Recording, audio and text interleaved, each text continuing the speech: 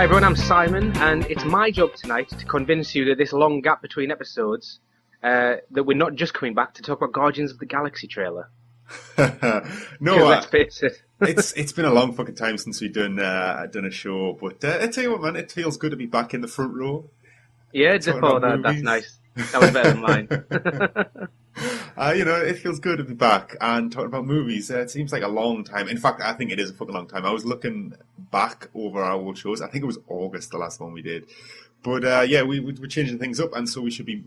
I always seem to say this, but I genuinely mean it this time. We should be generally here more now because we're doing a kind of 4-week rota for different shows, and you should be getting essentially a new front row episode every month, as it were. Yeah, because we were having trouble before because we were trying to pump out audio content for every review we were doing.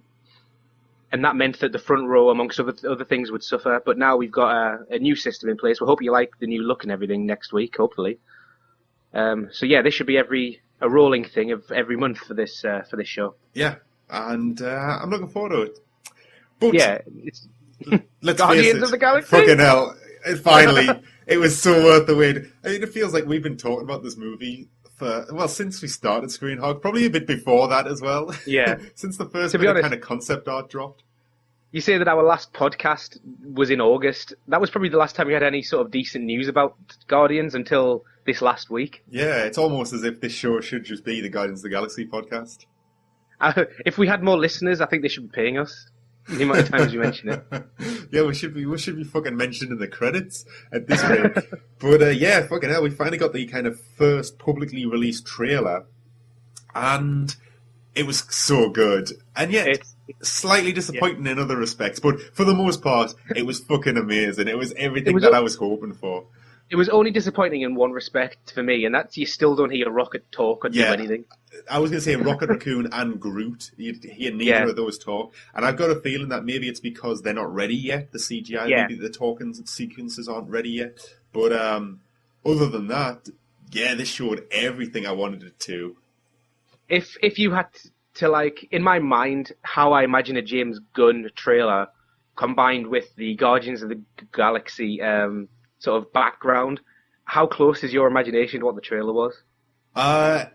It's probably what I was hoping the movie was going to be like. You know, it really embraces the kind of the slightly weird sci-fi element. I mean, I was talking to a friend of mine who went to see Thor 2, The Dark World, and we were kind of talking about the little kind of Guardians of the Galaxy snippet at the end of that, and we mentioned that it looked like an episode of Farscape.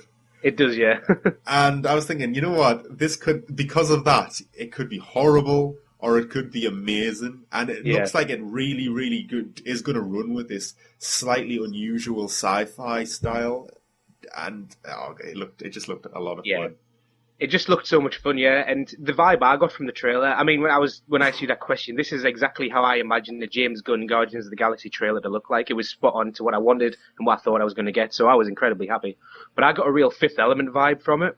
That's another thing, actually. Yeah, it was. Again, it's that kind of really peculiar, slightly out there sci-fi. You don't get a lot of these movies, but they're usually pretty fun. They've got a great sense of style. Like Fifth Element is very unique in how it looks. It's all, it was all designed by Jean-Paul Gaultier, and this does kind of have that slightly outlandish, oddball quirkiness to it, and I loved it. In fact, I think if, we're saying we never got Rocket Raccoon, who's going to be voiced by Bradley Cooper, and we never got Groot either, who's going to be voiced by Vin Diesel, although he is literally going to have one line. Yeah. But this trailer felt very much like it was Chris Pratt's trailer as Star-Lord, kind of the poster boy for the Guardians of the Galaxy. He had all the speaking lines. In fact, we on about Rocket Raccoon, and the CGI characters not having any voice speaking parts. Neither did Zoe Saldana, who's playing Gamora, the kind of that's actually a really good point. Female assassin of the Guardians of the Galaxy, and neither did David Bautista, who's playing Drax the Destroyer. So, really, the only person, in fact, that I remember having in a line other than John C. Reilly is John C. Reilly and the guy Digimon Honsu from fucking Gladiator, who was the alien that holds Star-Lord up at the beginning of the trailer. Oh, is that who it is? Yeah. So, there's not a lot of kind of this seems very much like Star Lord's fucking trailer, and Yeah, I loved his introduction. It was kind of like, yeah. who are you? And usually these people are like, oh, I'm. It would have been like, oh, I'm Iron Man or I'm Thor, but no, it's like I'm Star Lord, and the music's kind of just cuts out. It's like, who the fuck's that? But He might not say that, but that's the look and the tone of his like body language and everything, isn't it? yeah, it's great. And what I liked about that though, it plays on the fact that nobody really knows outside of comic book readers and comic book nerds. I say that endearingly. I don't mean that as a chastisation of people, but nobody really knows who Star Lord is. Nobody knows who these Guardians of the Galaxy are. And let's face it, the Guardians of the Galaxy, as we're getting them in film form, are actually a fairly new team in comic books. Yeah, they're not as they don't have the sort of history or the sort of experience, as you would say, of like the Avengers, who've been going probably since the late 70s, maybe. I think maybe even earlier than that. I think the Guardians of the Galaxy did exist in some form back in the 60s or 70s, but the current roster, which we're getting for this film, is still a fairly new team, as in maybe, I'm sure it's within the last 10 years. I could be wrong. Oh, it's definitely within the last 10. I must say, maybe we watched an episode of something the other day where they rocked up for no reason. Was it Ultimate Spider-Man? Yeah, it was, yeah. God damn, yeah, I've seen that episode. Whose voice is Rocket Raccoon in that? It's the guy. What the hell? I can't remember his goddamn name. It's the guy who does Fry's voice in Futurama, and he does SpongeBob's voice. Really... God, what the hell's he called? I can't remember off the top of my head, but yeah, it's just fucking ridiculous. Billy West. Billy West, that's right. That's him. Billy West. That was good.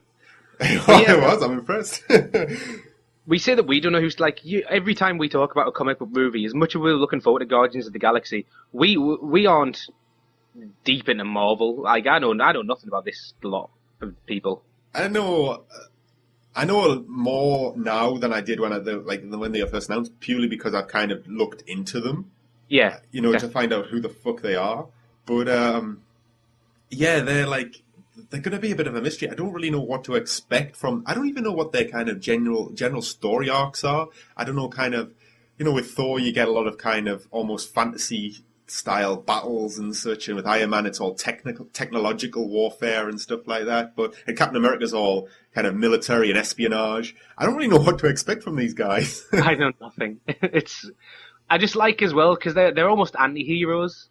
Yeah, and that's what I really got a sense of from the trailer, is that these are just a group of like random fucking misfits from across the galaxy. And they're like the Avengers are, the fucking they are the Avengers. They're the fucking defenders of Earth. Where these are just kind of like this group that nobody really recognizes as an established group that do any good. Yeah. They're just a bunch of dicks who cause trouble for people. Like, if you were to, like, isolate the skills from each person, they would probably be, like, almost either on par or below the Avengers, and they've got a whole galaxy to defend, apparently. Yeah, and that's the thing, like, I don't even know what their powers are, really. I know Rocket Raccoon, in some forms, has a jetpack and a gun, but I don't really know much What I'm else. going to love is, like, if Star-Lord, I'd love him to be like the average guy in unaverage situations. I think he is, because he's half. Yeah. I mean, Star-Lord's kind of backstory. I looked this shit up. Star-Lord's backstory, as it stands now, is he's a half human, half alien prince, I think. I could be talking about shit, but basically, right. I think it was a case of he grew up on Earth thinking he was human, but as he kind of matured in adulthood, he found out about his real lineage. And literally the only thing I know is that he has a gun that fires like the elements out. And by elements, I don't mean the kind of like the modern scientific elements. I mean the old Greek style elements of fire, earth, water, and that's pretty cool. Air is the last one. But literally that's all I fucking know about him. And he has a living ship called Ship. Right. Which I presume is the one we saw in the trailer. Yeah, the Farscape one. yeah, very much. The other thing I know about him from the trailer is if you quickly read down the side, he's got like a translator implant in his neck. Oh yes, he's got a chip from an injury. I can't remember exactly what they check. I'm really, really broad stroking here, but he's got some kind of memory chip from he got injured and had to get this like implanted, and basically he's got like 100% memory. He's got like a photographic memory. Whether it'll come into this film, although the fact that it's mentioned in the trailer and like just in passing, which is suggested, probably will. But yeah, other than that, really lovable loser type character. Yeah. I just like bumbling around, like saving the galaxy by accident. I think would just be so much fun to watch. Well, it's interesting. I think this will not really be about them being an established team. I think it'll be about them stumbling together because it's very apparent from the trailer that they're going to be in prison together. Yeah. But the way I pieced it together is that I'm under the impression that they actually meet in prison. And the bits where they're getting kind of lined up along the kind of the criminal lineup, and John C. Reilly's kind of like going through them all.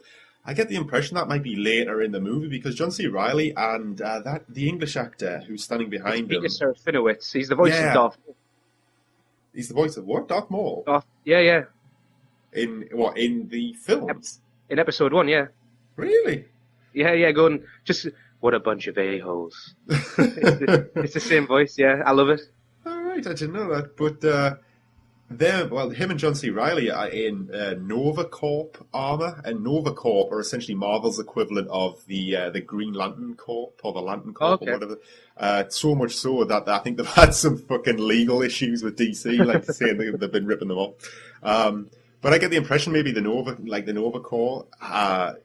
Maybe rearrest them once they're formed into a team. I don't know. Yeah, but it must be. Because I imagine they'd meet in prison as well. I don't know where I've gotten this from, but the fact that John C. Reilly then says they called themselves Guardians of the Galaxy.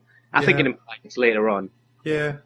And I know, and like, was coming back to that Spider-Man, was it Ultimate Spider-Man or Spider-Man Unlimited cartoon with them in? Yeah. Their, like, friend is Nova, who is, like, the kind of, his comic book is what kind of introduced the Nova Corps to the rest of the Marvel universe, and he's a fairly new character as well. He's not going to be in this film, but they obviously are linked with, like, they obviously do have run-ins with the Corps themselves. So yeah, what I'm just excited about, and I think this movie is really brave by Marvel, because it's like it's basically going to have nothing to do with Earth whatsoever. No, not at all. From what I've seen, like it would have been. I think it might have been not so brave, but it would also cheapened it if at one point, Chris Pratt returns to Earth because that's where he's from. But from the trailer, it does not look like that's the move they're taking, and I'm glad about that. Yeah, I really am. And I say it's brave, but it's almost kind of sensible because Marvel has a lot of properties that exist in what's known in the comic book community as the Cosmic Marvel universe. And it's essentially stories that don't take place in or around Earth. And I think they're testing the waters with this to see if there's an audience for the general public for them. And let's face it, if this flops and doesn't do well, I'll be upset. But Marvel at least haven't burned up a recognizable and popular, like a really, like a top tier Cosmic Marvel franchise. It's a relatively new, relatively undeveloped franchise. Yeah, that's a really good point, actually. And it gives them the opportunity to retool other things in the future if this fails. I hope it doesn't. I don't think it will. I think people are going to love this. The internet seemed to explode when the trailer came out. Like, people were just getting fucking excited about it. It's a damn good trailer. It is a good trailer. Paced, and it's funny, and it shows you stuff, but not too much stuff. Yeah, it's really good. In fact, as I say, as we both pointed out, the only thing that I was disappointed in is that we didn't get Rocket Raccoon talking, because I'm really interested to see what type of voice they give him. Yeah. I've got to say, after watching the Lego movie the other day, I'm cemented in the fact that Charlie Day would have been a better Rocket. Yeah, I can really see it. Although maybe I was always thinking fucking Danny DeVito. I think that would have been as well. I mean, you wouldn't have even you wouldn't have even had to fucking CGI him. You just cover him in fur. But it was definitely well worth the wait, and I'm pretty damn excited. If I wasn't already. Yeah, how many times have you watched it since they came out? Probably more than I really should have. It's probably getting on towards 10 times. Yeah, I think I'm on 9 or something now. I watched I was at the pub just early, and I listened to it on the way back. It's got a great soundtrack, actually. It's so against the grain. Yeah. Yeah, I just loved it, man. I'm so excited. Are you Like, hooked on it, Keelan? yeah, I am. I'm actually disappointed that Winter Soldier, America, the new Captain America film's coming out before this. Yeah, no, I really want to see this. Like, Winter Soldier looks so serious as well. I know it looks grim and grimy, and I've got to say, I'm not really loving the.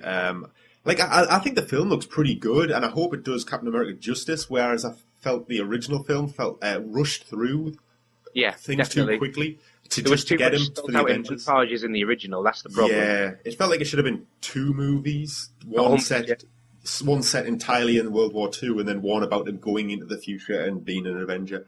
But yeah, I think Winter Soldier looks good, but I'm really not liking how Winter Soldier actually looks. I think it Yeah. looks a bit too cartoony, which maybe is ridiculous when I've just been getting excited about a fucking raccoon. But I don't know. I'm not good. I'm looking forward to it. The thing is, I always enjoy Marvel movies. I don't think since Iron Man, I don't think they've made a particularly bad movie. I mean, even Iron Man 2 gets a bit of a drubbing for being nothing but filler, but it's enjoyable for what it is. It's it's I more Tony love Iron Man Stark. too. I'm one of the biggest fans. I think it's certainly probably one of the weaker Marvel films, but I still think it's a really fun popcorn flick. And it's more Iron Man. It's not a bad one. That's definitely true. Yeah, they've seemed to have got it down to a fine art, and it's just nice to see something new because it almost felt like they were starting to get into a bit of a rhythm, releasing Iron Man and then Thor and then Captain America and then a new Avengers film and then repeat. Yeah. This is something fresh and something new. And what I really like is that they're giving, obviously, James Gunn, the director, I reckon they've given him a lot of leeway to make the film he wants to make by the looks of this. I think there'll be a grim rape scene like in Super. He did direct Super. He did direct Super, so Right. he knows how to make a good superhero movie. On the way back up the hill, I was thinking, oh, I love James Gunn. He's always about having fun and about being colourful. And then I was like, what the fuck are you talking about, Simon? The last film you saw him make was Super. Super is a really fun film in a really dark way. I love that film. I really, really love that film so much. Interesting, though. I don't think Ellen Page will be raping any men anytime soon. Well, I was, when she came out, I was slightly confused because she put on a hell of a performance in that scene. Yeah. Everyone else was like, yeah, she looks like a lesbian. I was like, you haven't seen Super, have you? That was literally what I said. Jesus. Hey, she's a hell of an actress, that's all I She can was say. far too authentic. She's a brilliant actress. She should win a retrospective Oscar for her role in that film. She's either an incredible actress or an incredible rapist. I'm not sure which. But never mind, I digress. Actually, just something I want to touch on as well. It kind of happened not long before we started recording, but we've talked about. I think we talked about in past shows the new Terminator they're making, Terminator Genesis. Oh, yeah. Fucking hell. Oh, Kyle Reese has been cast, is what you bring up. Yeah. Kyle Reese has been cast. Now, is this a fucking remake all of a sudden? Because Sarah Connor's in it, played by the rather lovely Emilia Clarke. Now, fucking Jai Courtney has been cast by Kyle Reese. I don't know. This Terminator Genesis almost sounds like it's going to be a remake of the first one, and that's just fucking sacrilege. The first one is the best. It can't be a remake though because John Connor's in it. What So the they can't fuck is remake it the though? first one. What? What the fuck is it though? Like, I honestly don't know what's going on with the Terminator I don't know franchise. what's going on. Do you know what's right? If you look at it this way, the main reason I don't know what's going on, Kyle Reese is in it, Yeah, Sarah is in it, and John Connor's in it. Now, the actor playing John Connor is older than Emilia Clarke. so is he going to be? Are there going to be bits in the future that then go back to the past? Why is Kyle Reese in it? I don't know. Who gives a shit, man? It's like fucking Arnold Schwarzenegger's playing a human in a Terminator film. It's sacrilege, I tell you. It's been directed by Alan Taylor, and he did Thor 2 recently, and he's the Game of Thrones guy, so that's where he's probably picked up Emilia Clarke from. Yeah, well, Alan Taylor's kind of been a long-serving HBO director. He's done a lot of shows over the years. Sopranos and everything. I think he did even that one about drugs. I can't remember what it's called. Everyone loves that one. Weeds or something. About the housewife who starts selling weed. Yeah, I'm sure he did some. Yeah, he did some episodes of that. I'm sure he did. He's done Probably everything. did. But yeah, he's been a long kind of serving top tier TV director. So yeah, I just thought I'd mention that. What do you think of Jai Courtney though? I like Jai Courtney. I think if you're going to have someone play Kyle Reese, he's probably one of the best ones I can think of right now. No one's going to replace Michael Biehn. The thing is though, like that's the trouble. Like I think the original Terminator is fucking amazing, and I kind of don't like it when these remakes are treading on old ground. But I don't understand why when Terminator's got such a wide array really of things to pull from. I mean, we did even with Terminator Salvation, which was set like in the future war. It didn't go far enough into the future war. We still didn't have fucking laser guns and fields full of skeletons and really grim apocalyptic shit. We didn't have any of that. And people are just pulling and retreading these fucking tired characters. I mean, Jesus Christ, we've now had 3 Sarah Connors. 4? Four. Oh, I was thinking of Sarah Connor Chronicles. I was counting Lena Headey. So we've got. Oh, she's not in the third one, is she? No, she's dead in the third one. Yeah, so, I forgot. Sorry. So yeah, I mean we've got fucking 3 Sarah Connors. How many John Connors? I'll never fucking know. 3, 4. No, we 4 must have now. got that. 4 with this new one. No, 5. Yeah, he's not in 2. He's not in 1. He's in 2. He's a different one in 3. He's a different one in 4. He's in the TV show, and now you've got Jason Clarke. 5. Jesus Christ! Yeah, it's a different one in every film. God, and you know what? And the one time they got like somebody who could have done something with the role, I think, with fucking Christian Bale, and they made him the secondary character. Jesus what a stupid Christ. move. Salvation had a lot going for it, but yeah, I don't know what to expect from this new one though. To answer your question, I'm excited to see. I like Jai Courtney, so it's nice to see him getting a bigger role, and I love Emilia Clarke. Oh, I love Emilia Clarke. I really wish she did better than she actually considering she's on the biggest show on TV. Yeah, I really expected her to do more because, you know, she's very popular and she's pretty damn gorgeous. So I she's got a lot going for her, and she's going out with Seth MacFarlane. He's got connections. Is she in A Million Ways to Die in the West? I don't know. I don't think so. Have you seen the trailer for that yet? By the way, I have. Yeah, it looks pretty fucking good, actually. I think it looks good. Yeah. Yeah, it's like the thing with Seth MacFarlane. I think when he turns his attention to something new, it turns out generally quite good. It's only when it starts to get like a bit stretched out and thin, like we're seeing with Family Guy, or have been seeing with Family Guy for several years now. You know, so when he does something new, I'm always quite anticipating it. I always, look forward to it. Maybe that's why they didn't ask him to do the Oscars again, because they're like, well, we know what you like. It just won't be as good as the first series, will it? Yeah, I'm sure that's everything to do with it, nothing to do with the fact that he seemed to upset a lot of people. He was funny as fuck. He was one of the better ones, Jesus Christ. I think we've got, I could be wrong, but Anne Hathaway's presenting this year. No, she's going to be presenting an award. I can't remember who's actually presenting the show. All right, I'm not sure myself, actually. Well, we'll look it up over the course of the podcast, because actually, should we move on to Oscars now you brought it up? Yeah, well, it is the award season after all. We've just had the BAFTAs. We have. Did you watch them? I watched one award, because I was looking out. I put a bet on Julia Roberts. Is that the one that was like 100 to 1 or something? Yeah. If you've seen Orange Osage County, it's fucking good, and Julia Roberts is so good in it that she should have been nominated for Best Leading Actress. I think it's a disservice. Did you actually get around to seeing that film? Yeah, it's amazing. In terms of a dramatic piece of cinema. I always really like Meryl Streep. Yeah, I'll always take some time out for Meryl. She plays such a cartoon character in it, though everyone else seems so realistic and believable. She seems to take her really nasty old woman character to the extreme. And I think she pushes a bit too far, like no one goes full retard. Yeah, she Meryl does. But Julia Roberts is the main character in that film, and I think it's a disgrace, personally, that Meryl's getting nominated above her. Yeah, but Julia Roberts, man, she's got a mouth like a shark. If you haven't seen it, Meryl Streep's got a mouth like a friggin' bigger shark. Good comeback. I'm not saying that's the medical. But anyway, the Oscars then, yeah. So we had the BAFTAs. I watched a couple of awards just to see if she got picked, and she didn't, so I just turned it off because I was pissed off because I'd lost the bet. Because I lost the bet. How much did you put on the bet? £1. Oh, that I would be good at as well. My pound on Wolf of Wall Street's going to come back, though. I'll tell you.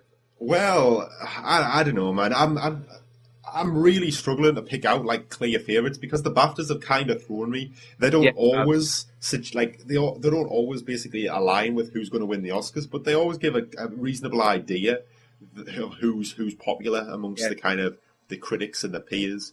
It's like And put on a map and you can like yeah, you get your compass bearings, and then you can normally find the right way to the Oscars.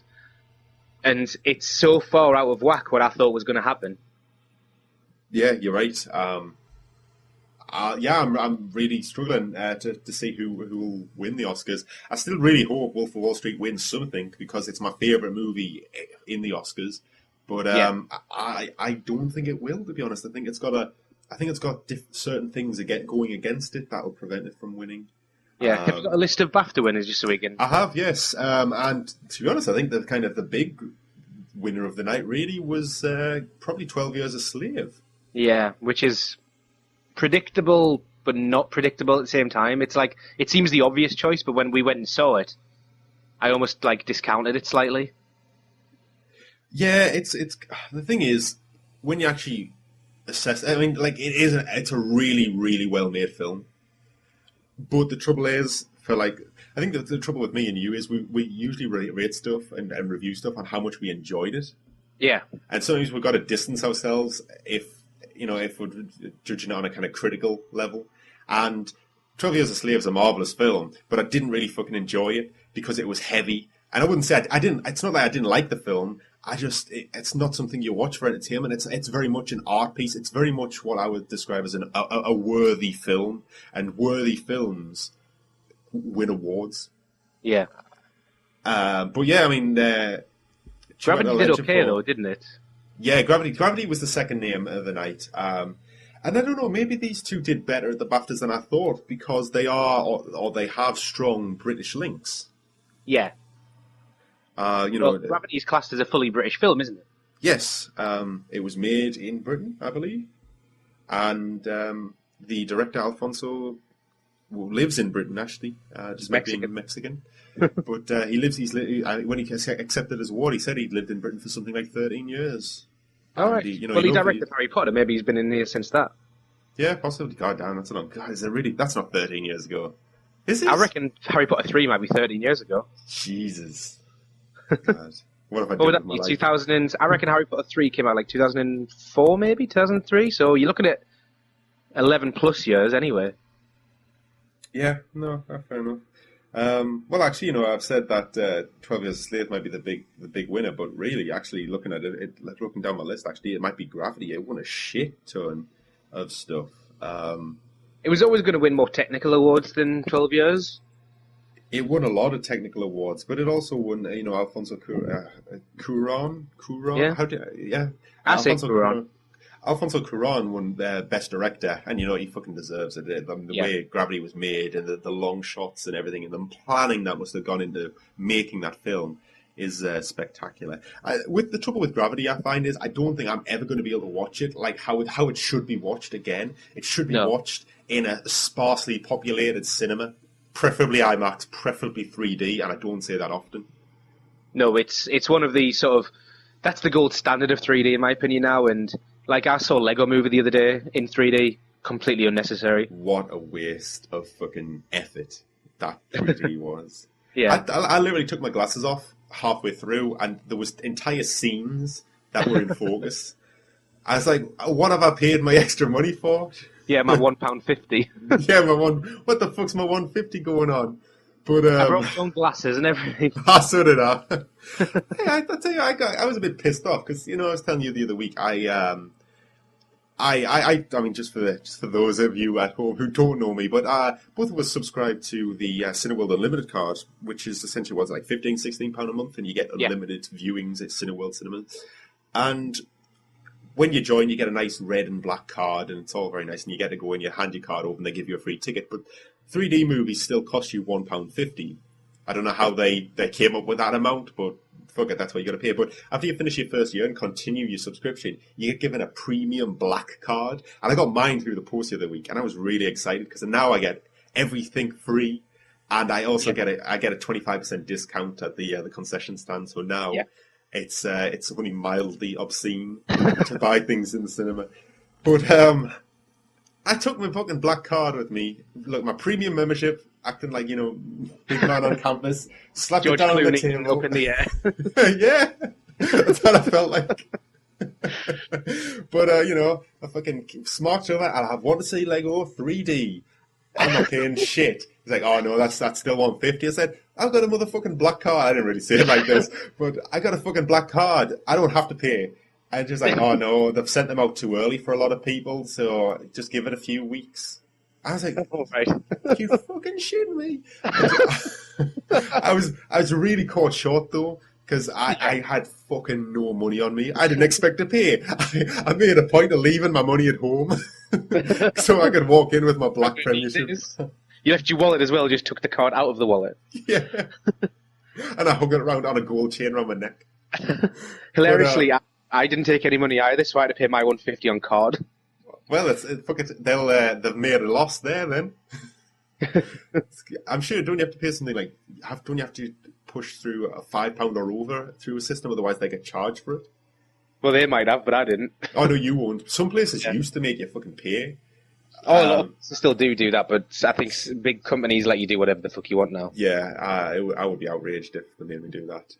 He was like, he saw me paying with card, and he was like, do you want anything else? And I was like, no. No, I'm so cheap. I'm just going to pay for this £1.50 kids movie on a card. I was like, I had maybe like £2 of change in my pocket, and when I was like on the way there, I was thinking, if I get in, I'm getting this free because I've got my premium membership. I might be able to use that 25% discount to buy some fucking sweets at their extortionate prices. But that just, when they said, oh no, it's not going to work, that just scuppered my plan, because not only if I did have to pay my 150 to get 3D movie, I wouldn't, even if I didn't have to pay that, I would not have had a steep enough discount to be able to buy a bag of sweets. So my night was fucking ruined.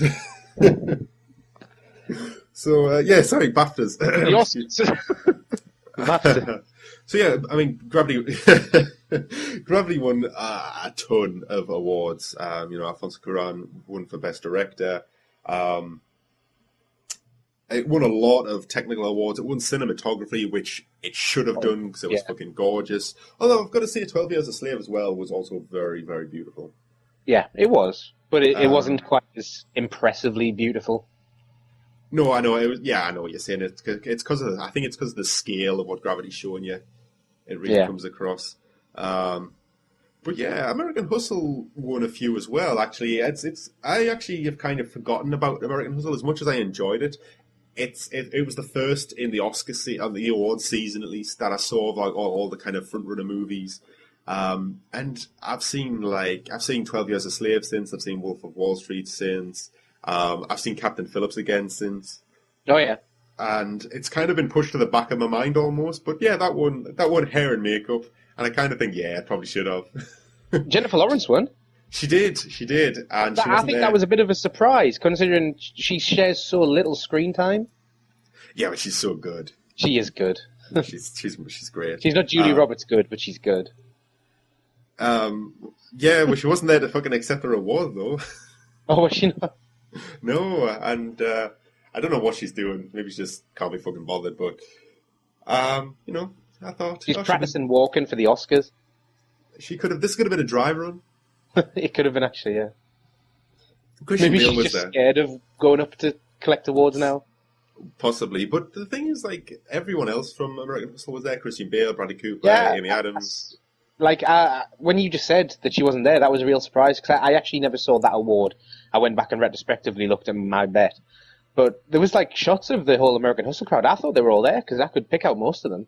Even David O. Russell was there. Yeah. And he doesn't like doing anything, does he? Well, I think he just likes picking fights. That's why he's in London. David O. Russell, right? Doesn't he look like... Is it the Welsh comedian? Is it Rob Bryant? Who's in Gavin and Stacey? Yeah. Kind of, yeah. Yeah, I really think they look alike. I think he looks a bit like Like a tiny bit like Mike Myers when he's not dressed up as something ridiculous. Really? That's what I Huh. see. Oh well, I just know he likes starting fights. Maybe not so much these days, though. He seems to be Back in his retaining cast members these days. Yeah, he churned through them in his early career, but he's like people keep coming back to him now. Yeah, Jennifer Lawrence always speaks incredibly highly of him. And I'm assuming Bradley Cooper likes him. Yeah, you would think so. I don't know. Fuck it. Who cares? Bradley Cooper's going to be is going to be a gun-toting raccoon in like 6 months. So everything Yeah, else doesn't matter. in two separate conversations tonight at the pub, Vin Diesel and Bradley Cooper came up because I was with a lot of girls and we were talking about them. And I was like, "Oh my god, do you want to see Vin Diesel in his in his next film?" I'm like, "Oh yeah." And I whipped out a picture of Groot. I'm like, oh. They were like, "What the hell?" And I was like, "That's actually a line from the trailer." And then they talked about Bradley Cooper, and I whipped out a picture of Rocket. They think I'm taking the piss. Well, they'll see. They will. I But, mean, yeah, I mean, as far as the Oscars go, though, I was saying that I think Gravity and 12 Years a Slave were the big winners. And it's kind of thrown me off what I thought would necessarily do well at the Oscars. Now, with the yeah, Oscars, the Best Picture, you've got fucking hell, you get a lot of nominations at the Oscars these days. I think there's too many. Well, the thing is, though, when there wasn't this many, we were all saying, that should have been in, but there's not enough. Yeah, but now you get films like Nebraska, and like as good as it might be, no one has seen it. Well, I was going to say, I know very little about that film, other than it's got Saul Goodman from Breaking Bad in it. Nominated. But, yeah, I mean, the Best Picture lineup this year is American Hustle, Nebraska, Captain Phillips, Philomena, Dallas Buyers Club, 12 Years a Slave, Gravity, The Wolf of Wall Street, and Her. Now, Yeah. first of all, Dallas Buyers Club didn't get a look in at the BAFTAs. No, which I thought was surprising because I thought dramatically it's better than 12 Years a Slave, and it was more enjoyable. Did you really think it was better dramatically? Yeah, I did. I really maybe I'm racist, but I associated more with Ron Woodruff than I did with Solomon Northup.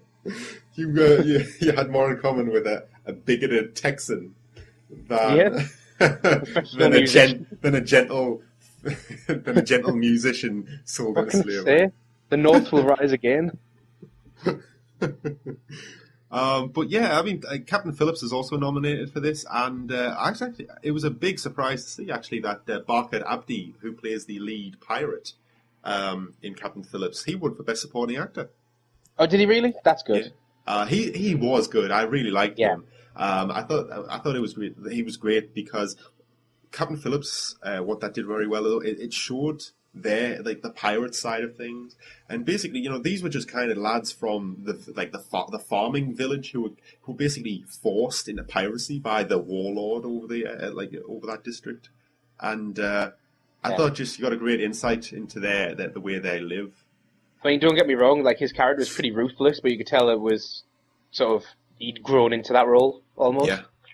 I thought he Yeah. was really good, and I think he's deserving of it. It is a surprise that he won because, again, it's like there's sort of a pedigree with these sort of leading these acting awards, like Meryl Streep being nominated. I don't think she was that good, but you can't not nominate Meryl Streep. It's like a rule. Well, And exactly. like some of the people he was up against, I'm glad he won because I think he did the best job. But He was great. Yeah. But yeah, it's nice to see a young unknown come through and win something in his first. I think it's his first feature. If yeah, I remember think rightly. he did as well. Yeah, I'm sure that's something we mentioned in the review. But yeah, so you got Captain Phillips, Dallas Buyers Club, Gravity, Nebraska, Philomena, 12 Years a Slave, Wolf of Wall Street, and Her. Now, I mean, Her is just literally come out over here. It's yeah, it was on Friday. what Friday gone was it? Yeah, I think so. Well, I need to get me off my arse. It came out the same day as Cuban Fury, which I noticed has not been nominated. No, but I think it's been snubbed, to be honest. I think it's very much deserving of it. What me and David decided had been snubbed was Inside Llewyn Davis. Yes, I've heard a lot of good things about that. It's a very good film. I don't know why. Maybe that's why I like, wasn't nominated. I don't know what it's about. I don't know if it's trying to teach me something, but it's a really good film. I really enjoyed it. All right, okay. Well, I've heard nothing but good things about it. But yeah, maybe... Yeah, Oscar Isaacs is the lead. There's worse leads been nominated than him, so... He's never been forgiven for Sucker Punch, though. There's a lot of people not being forgiven for Sucker Punch. I haven't forgiven them personally, so yeah, I don't think Zack Snyder can do anything to redeem himself, other than just disappear. It's an uphill struggle, I tell you. I'm particularly angry at Vanessa Hudgens though, because she did Sucker Punch and then fucking Spring Breakers. Yeah, God. So she gets extra credit for being just awful. So yeah, for the Best Picture, I'm really unsure on what stands a chance here. I've got a feeling 12 Years a Slave will be very popular because of the subject matter. I think Gravity. To be honest, I don't think Gravity has a fucking chance. I don't think Gravity has a chance. I could be wrong. I'd love it too, because I'd love to see a sci-fi win Best Feature, because we actually went through a list at work the other day, because I couldn't name a sci-fi that had won Best Feature at the Oscars, and we went through every winner, and there wasn't one. Yeah, I can imagine there probably isn't, but I don't think American Hustle will win either. I think it's between 12 Years, Wolf of Wall Street, and Dallas Buyers Club. That's my three. Yeah, and to be honest, I'm not really sure, though, because I think they're some of the stronger ones, but Wolf of Wall Street won't win because Martin Scorsese's already had a Best Picture film, and Wolf of Wall Street is basically just, hard drugs and hard sex, and I don't think that really flies with the elder stuffies of the Academy. Dallas Buyers Club may very well win because it's about AIDS. It's another thing that's about a very sensitive subject and shows compassion and it's very dramatic and it's good. And let's face it, Matthew McConaughey is great in it. 12 Years a Slave stands a good chance because of its subject matter and because it's a really high caliber film of its type. I don't know, man. I think it is very much between them, but you never know. We might get an upset, and somebody else might win. I mean, I've heard good things about it. Yeah, I'm seeing it tomorrow night, so you'll hear about it soon, I imagine. But I don't know. We're going to talk about Best Actor for a minute because we had a leak, didn't we?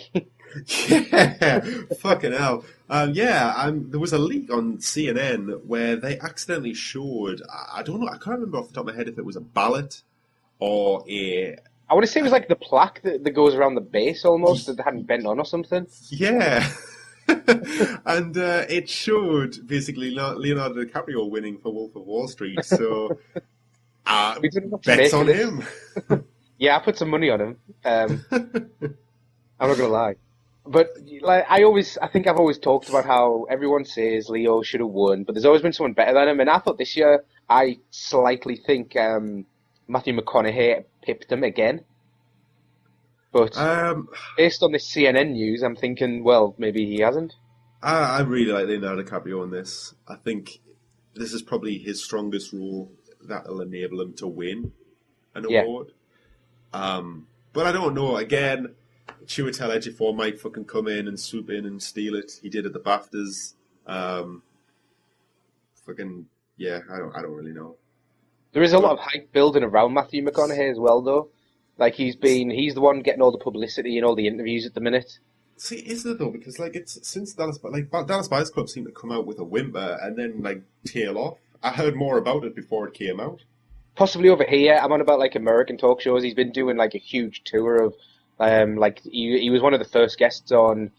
Jay Leno's just left the Tonight Show and he jumped on with Jimmy Fallon on one of the. He's been going around them sort of shows like nothing else. Right. Okay. Well, maybe I think he's just decided he wants an Oscar, and he's really trying his hardest to get one. I really get that impression. He seems to all of a sudden do a lot of kind of serious films, and actually really trying to do highbrow stuff. I would to him though. We're not criticising him for that, are we? Oh no, not at all. Yeah. I think he's great. I like him doing stupid fucking comedies or stupid adventure films or serious stuff. He's just he's cool. He's Matthew McConaughey. Did you get a trailer for Interstellar with Lego? No. I got Kitty's trailer. Oh, we went to see the 9:30 Lego showing. So we got Matthew McConaughey. I can't even say his name.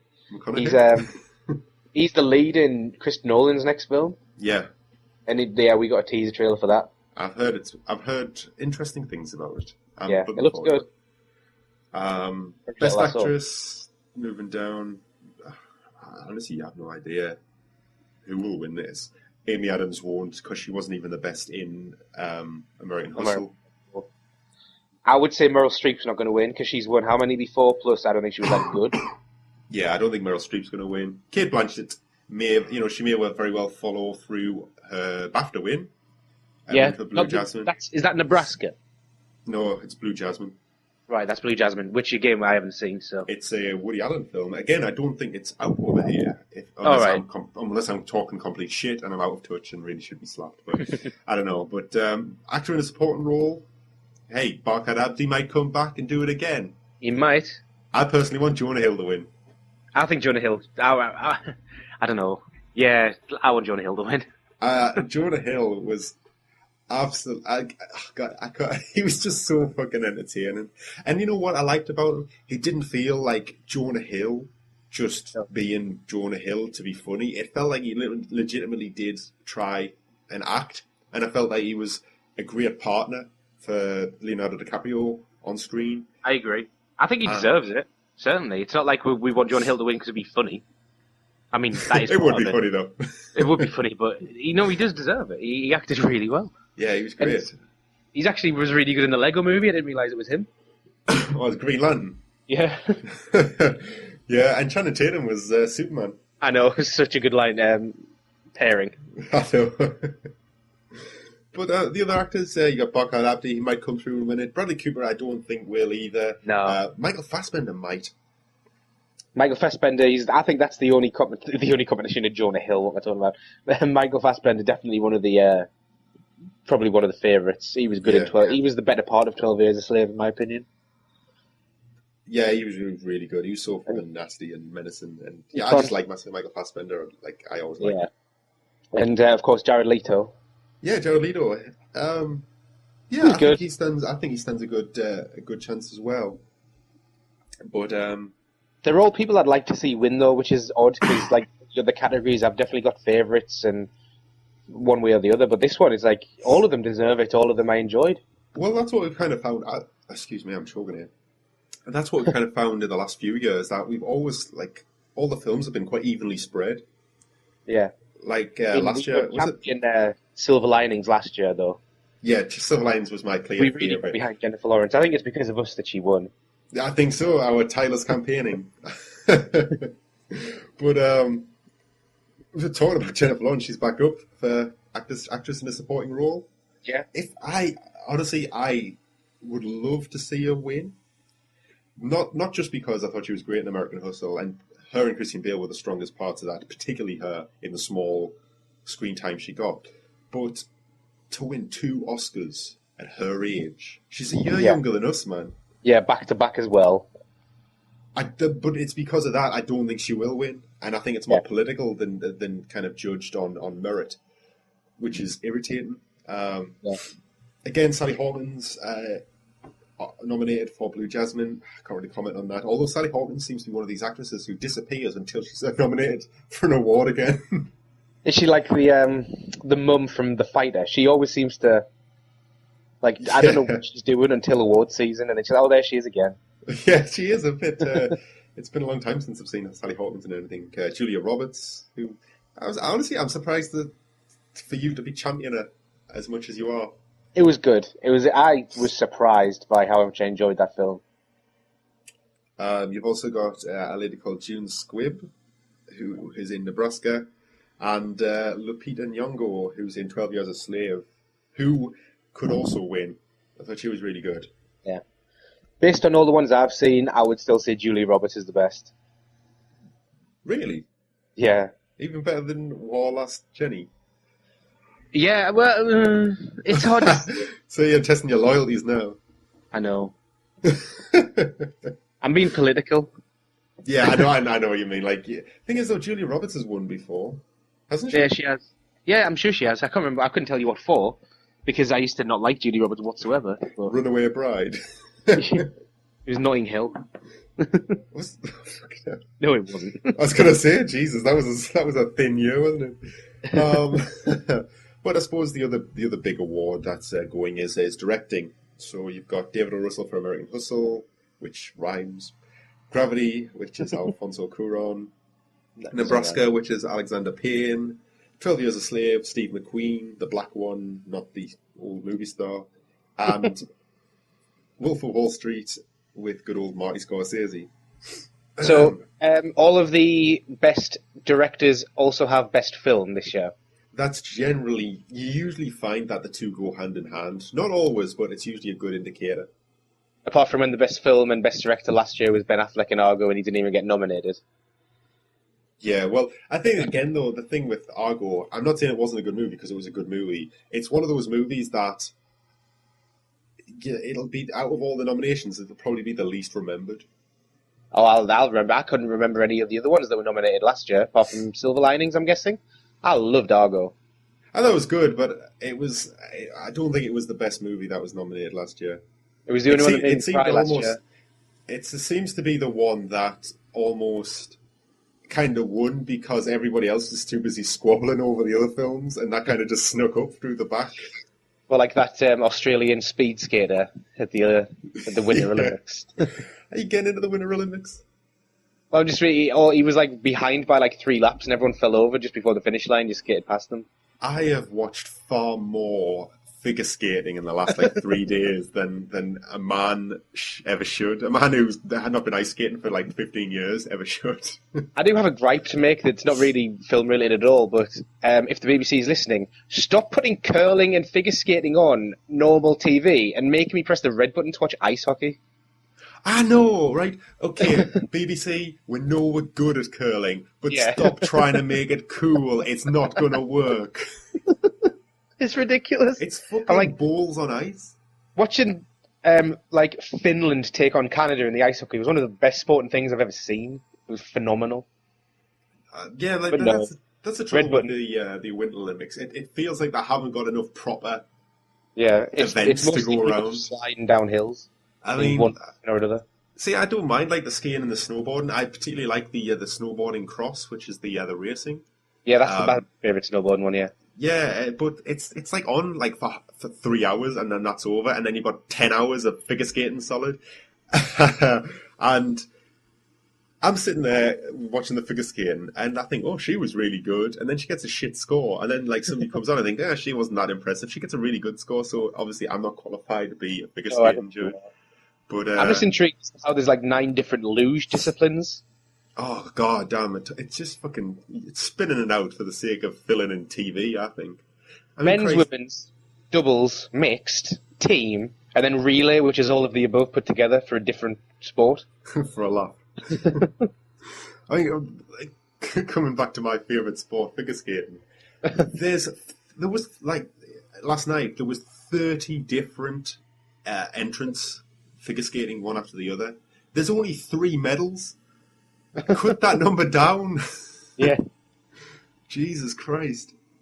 But anyway, I digress. I'm a big proponent of every country sending one person for every event, no matter how good they are. Just the rule is, if you come into the Olympics, you put one person in for everything. Yeah. Well, did you not see the professional violinist? Yeah, she was good though, wasn't she?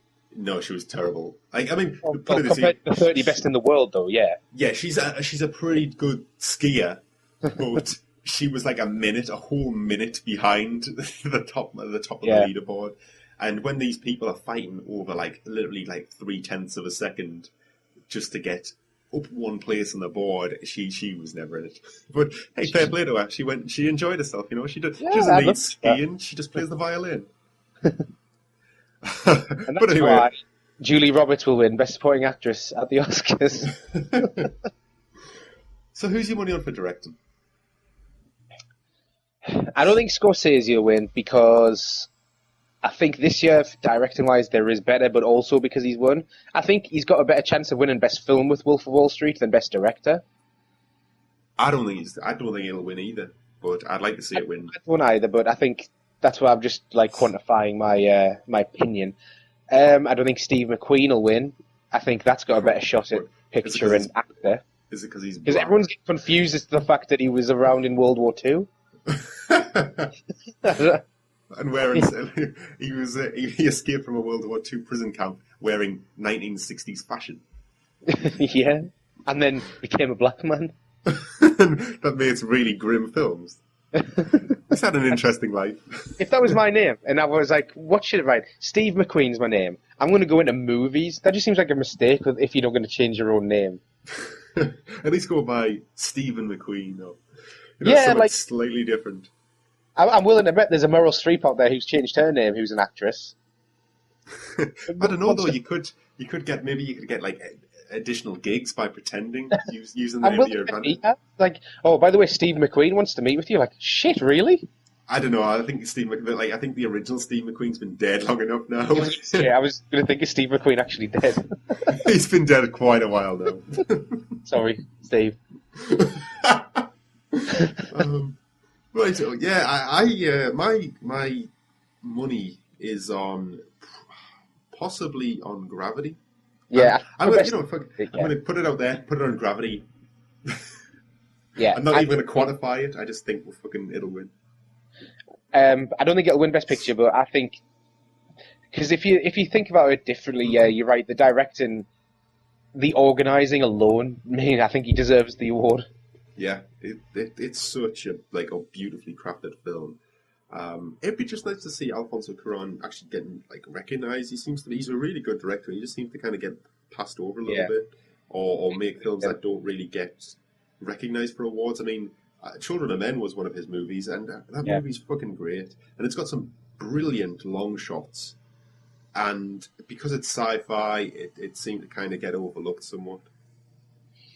This is almost so not sci-fi that I think they are looking at it seriously. It almost becomes more of like not even using the word drama, like a ballad almost about this girl, this woman. I always think of it like a theme park ride. Yeah, Just because it's like you're strapped in and then you just go through this incredible journey that has you on the edge of your seat and going up and down and hitting the highs and lows, and at the end of it you kind of feel exhausted just because of the tension, and I think that's how it's best to watch Gravity. yeah, and I say it's a shame it's not going to win Best Film. We don't know that, but I think just because of the not the emotions maybe, but the sort of physical reaction that hit me from watching that film, I think Alfonso could do with getting some recognition for it. Yeah. Best song. I've just double checked as well. Sorry, Anne Hathaway is scheduled to present. Oh, sorry, no, I've got Yes. scheduled It's to present Ellen an award. It's Ellen Ellen- DeGeneres. Yeah, it is, isn't it? Jesus Yeah. Christ. Yeah, she wasn't that great. She was better than some of the she was better than when Steve Martin did it, but Seth was the man. Yeah. Well, he upsets too many people. I'm hoping Conan O'Brien next year. That's what I want. I love Conan Conan. O'Brien. Yeah. Have you seen Conan O'Brien's sections where he plays games that he has no idea about? Yeah, well. It was when the first one I watched of them was when he went to E3, and he was playing like such a shit game on the Wii U, and then he was playing like these really hardcore games on the Xbox One and the PS4, and then in his mind he just kept thinking about this really shit game again because it was so simple. It was really funny. But yeah, Will we talk about the award? I want to talk about best song All right. because Is this Frozen's going to win. song? Frozen Yeah. probably will win. It's fucking Disney. They always do. They put a lot into their animation. And let's face it, Frozen's made a mint at the box office and It's has even been third- re-released. It's the third highest grossing animated film of all time. Fuck. Yeah, Behind- that's impressive. Despicable Me 2's in second place, and God, I don't know how that made such a box office without me realising. Yeah, it's made a ton of money, and you know what? It cost very little to make. Yeah, they've done really well on that. I'm assuming there's more gone into Frozen because they've actually paid like professional song composers and things. And I can't remember what's number one. I want to say it's Toy Story 3. I would hope so. Yeah, so even at the very least, Frozen is still the number one original animated movie of all time. They've just re-released a sing-along version of Frozen. Yeah, there's a And bouncing snow. And I've never seen Frozen, so I'm really debating whether to go to a sing-along as my first time. I was worried that I was going to miss it because I went to see it at the end of January, and that was almost when it started to pick back up again. And Yeah. I've seen it twice since then. Well, no, twice altogether. And the second time I went, there was girls like, I don't know, 9 or 10. They were in the front row, and they all like went to the front and started doing the moves like what the princess does, and I was just like, this has gone beyond just a movie now. My friend John at work, his daughter loves the movie, and he says he keeps finding himself singing the songs because she just has the soundtrack on repeat constantly. That wouldn't even bother me because the songs are actually really good. I'll have to go and see this. It's my favourite Disney film, and that's such a stupid statement to make considering the pedigree behind them. So there's no doubt in my mind that it'll win Best Animated Feature. Yeah, I think it's a given. It's better than Pixar's offering this year, by a long shot. Oh, Monsters University. Yeah. Yeah, not great. It just had no heart to it, whereas this is like, literally, that's all there is, there's just heart. But the song, I think the biggest clue that it was going to win, apart from it being an incredible song, is the fact that they've asked Idina Menzel to come and perform it live at this ceremony. Yeah, I saw that. And, I mean, sometimes they have a couple of different ones performing, but the winner always performs, as far as I can remember. Yeah, I don't think there's any question that Frozen will win. It's kind of got that artistic quality to it that Despicable Me lacks. Yeah. Despicable Me feels... I mean, I enjoyed Despicable Me too, but it feels very much like something that was made to sell toys to kids. It feels... Well, I watched it odds and ends because my girlfriend's daughter loves it, so I was watching it, and it feels like they were just trying to tick boxes almost. They're like, oh, it'd be funny if you did this, it'd be funny if you did this, whereas in Frozen, they put such a twist on the classic fairy tale sort of setting. I was really impressed by it. Oh, cool. Oh, well, so I think the Oscars are going to be interesting. I mean, they're on, in a week's time? So the next time we come to do this podcast will be in 4 weeks' time, so we'll be discussing the winners, I guess. Well, I suppose we'll touch on them, yes. So, yeah, interesting. It's another widely spread award season, I think. I don't think there's any one clear winner, which is good, actually, because it keeps us guessing and keeps things more interesting, actually, because it's bullshit when you know what's going to win, especially if you're not rooting for that film. Yeah, and when CNN leaks something and and just ruins the whole things, and that's you should put £100, like £100 on Leonardo DiCaprio. I'm thinking about it. It's a dead cert. It'll be funny either way. Like if I win, I'll be rich, and if I lose, we can talk about it on the podcast. Yeah, and it'd be funny. So it's all right. So I think that's all we've got to talk about this episode of The Front Row. Yeah, it is good to be back. I mean, I've enjoyed doing the sort of movie podcasts all the way through with what we've done, but it's almost nicer to step away critically and just like talk shit, discuss views. Yeah, it's more fun to go off topic on these ones as well, which we do a lot of. So yeah, we'll be back in about 4 weeks with another episode of The Front Row. However, there will be a new podcast coming out every week from now on. And if you want more, screenhog.co.uk in the meantime, you can either head over to the main site. Of course, we are also on Facebook, Twitter and YouTube, so just go onto any of those services and search for Screenhog UK and you will find us no problem. You can find us on iTunes and subscribe to us via that service, or indeed just subscribe directly to our RRS feed via the little widget in the top right hand corner of the main website. It's the little RRS icon. Just click on that and you can subscribe directly to us and get them everything delivered straight to your preferred MP3 device. So yeah, we'll be back in a couple of weeks. Until then, goodbye. Bye everyone.